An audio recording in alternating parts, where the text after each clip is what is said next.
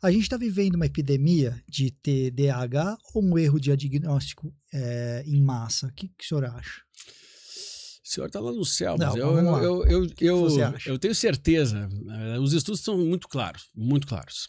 Nós estamos, assim, primeiro que epidemia seria uma coisa criada, e aí foge completamente do criado, eu digo, epigenética, né? Então, estaria de cara errada todas as leis que regem atualmente a história do TDAH com uma contribuição genética em 80% dos casos. Então, simplesmente estão acontecendo mais diagnósticos, tá? Mas eu estou dizendo simplesmente porque dentro desses mais diagnósticos tem muita gente sendo diagnosticada que merecia, que é aquela coisa do realmente a pessoa paga um preço por ter essa dificuldade. Eu nunca acho que é bom, ainda bem que não se chama de doença, né? Mas transtorno de neurodesenvolvimento. Eu tenho até minhas dúvidas se um dia nós vamos chamar de transtorno no TDAH, transtorno de neurodesenvolvimento, porque pressupõe um transtorno, alguma coisa que não aconteceu no neurodesenvolvimento, tá? Mas tu vê, eu conheço uma série de pessoas que são brilhantes e que são TDAH. Eles funcionam de um jeito diferente, as pessoas são diferentes. Claro. Só que hoje, para o ensino de hoje, que é todo mundo tem que fazer o igual, decorar o igual, ser igual, ainda passa um dia inteiro na frente de uma tela, comendo açúcar. Cara, realmente eu acho que tem gente que precisa de ajuda. Sim. E aí a gente chamaria essas pessoas dentro do espectro, né? Eu acho um grande espectro aí, é o TDAH. Os estudos, eles são muito claros. Há um excesso diagnóstico. São muito claros que, inclusive, há um excesso de uso das drogas, principalmente as anfetaminas, os estimulantes, porque são utilizadas, inclusive, para quem não precisa, mas para quem precisa, mesmo precisando, mesmo com receita, há uma subnotificação de abusos. Tem um estudo ano passado do JAMA que foi bem claro, mas ninguém gosta de comentar esses estudos, né? Tem um abuso de até 40% das pessoas usando a mais do que aquela dose que foi prescrita. Nossa. É aquela coisa de já adição, né? E tem centros nos Estados Unidos para recuperação. Então, eu já atendi, eu conto nas mãos aqui, pelo menos 5 pacientes, um deles abria e cheirava, cara. É algo assim, não acontece para todos, mas quanto mais poder tem a medicação, mais cuidado a gente tem que ter. Então, tem um abuso de uso, tem um abuso de diagnósticos. Agora, tem uma série de pessoas que estão finalmente tendo um diagnóstico que possa, assim, explicar de alguma forma aquilo que não conseguiram cumprir na vida, né? E são, às vezes, histórias tristes, né, cara? Com certeza, com certeza. A gente está falando do impacto da alimentação moderna, né, do excesso de dopamina, a gente está falando de tela, açúcar, estímulos constantes, mas tem também as perguntas que eu recebi, já tinha preparado também, né?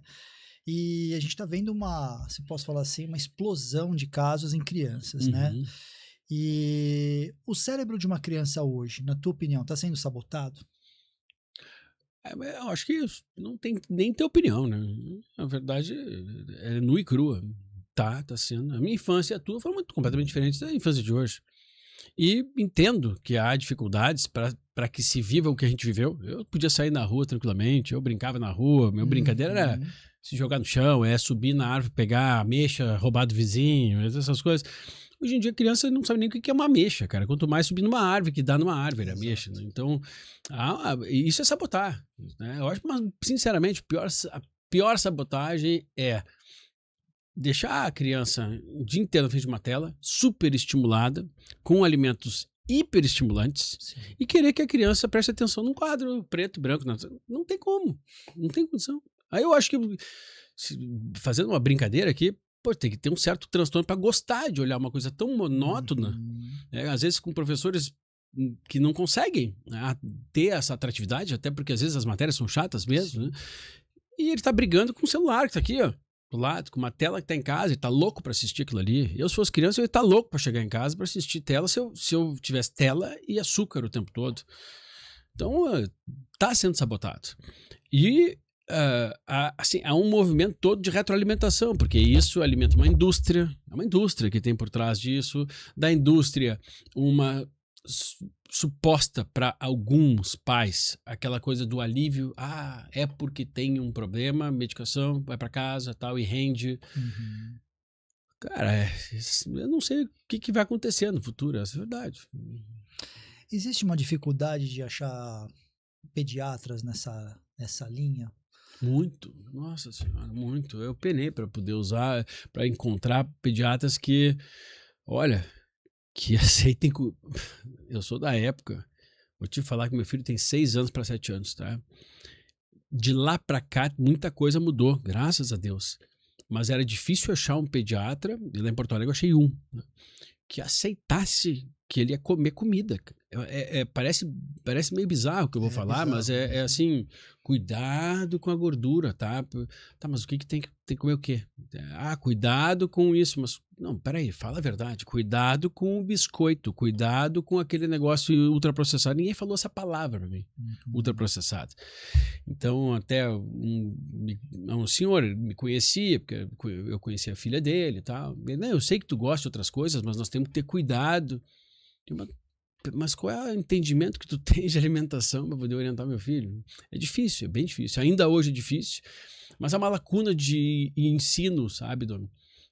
O médico ele é doutrinado na faculdade a pensar como acha um diagnóstico e como é que tu encaixa para poder prescrever uma medicação. Um remédio. Pedindo o mínimo de exames possível, desde que tu não esteja numa grande instituição, né? Tu vai para um grande hospital, te pedem até o exame de raiva, mas e tu escolhe. Grande instituição ninguém fala nada. Tu pode fazer check-up todo mês, desde que pague lá. Se tu faz um check-up com um paciente teu na tua clínica, às vezes tu é chamado no CRM para explicar por que pediu o exame demais. É um conluio difícil. E hoje, como esse ensino ele está muito simplificado cada vez mais, o médico ele não aprende a entender de como é que deixa alguém com saúde. Não, isso não é comigo. Eu sei como tratar a doença. Somos muito reativos, né? Mas muito pouco proativos.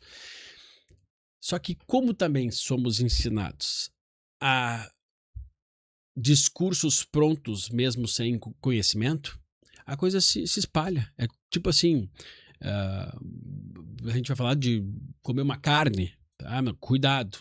Bom, o médico não fala cuidado com a carne vermelha, eu acho que são exceções à regra. Não, cuidado. Mas cuidado com o quê?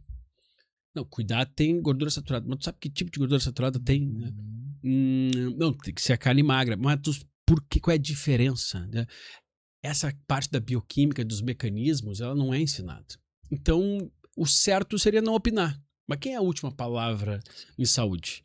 Acaba sendo, infelizmente, eu sou médico, eu digo assim, infelizmente, o médico deveria se propor a falar muito bem aquilo que ele foi ensinado, que ele sabe. E não ele ser a última palavra em alimentação. Não é a área do médico.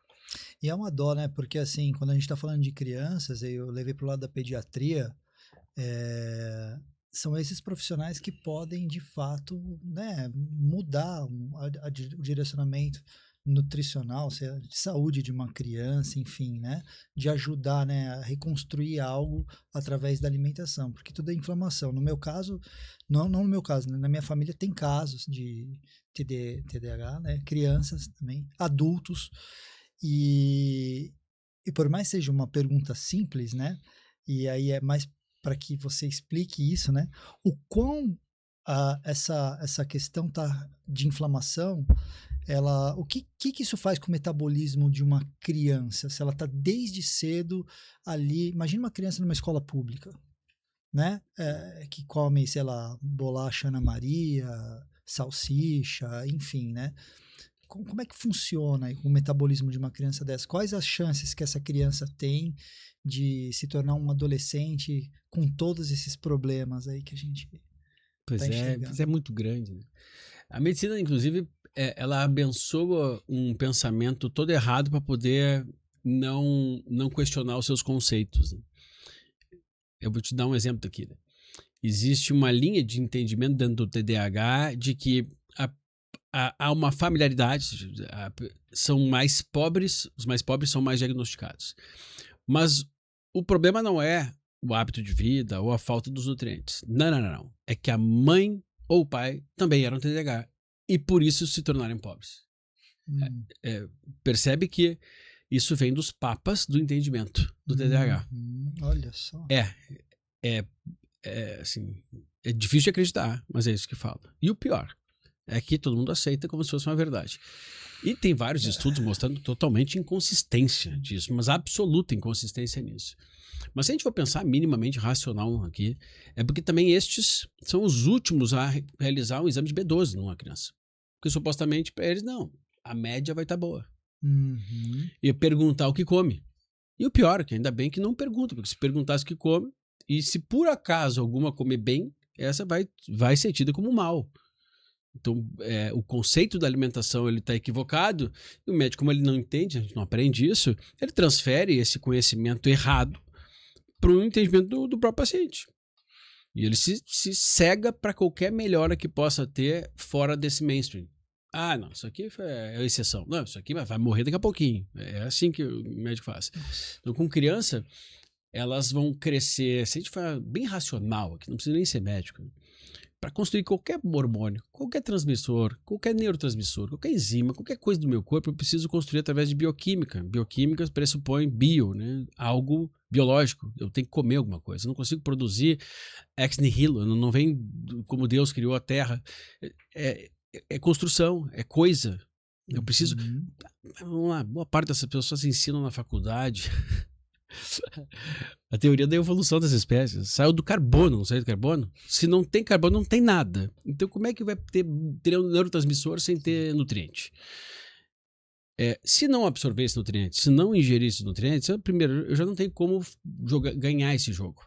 Ah, mas a maioria forma, mas você não mede como forma. Então, você não tem como ver os diferentes. Esses indivíduos comem desse jeito, tem esses aportes nutrientes, esses produzem melhor isso aqui, esses produzem menos aquilo ali. É bem simples de ver, até porque para o adulto isso já se vê, mas com um pouco mais de ruído no final das contas, porque tem a vida adulta, tem o estresse. Para a criança é um ser muito instintivo, né? A falta ela vai provocar alguma coisa. Ela tem ali uma capacidade um pouco mais instintiva, um pouco mais primitiva, que alguns animais evoluídos conseguem ter até certa idade, que é estão precisando de ferro, vão raspar a parede. Sabe? A criança não vai fazer isso, mas ela vai demonstrar alguma falta.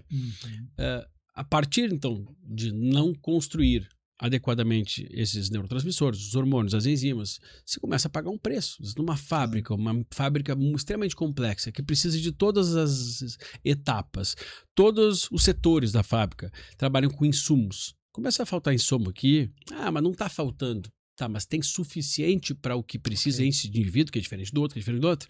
Não, mas não tem, mas eu vou... Aos poucos vai. Não vai, né? Não tem quem substitua o papel de um nutriente.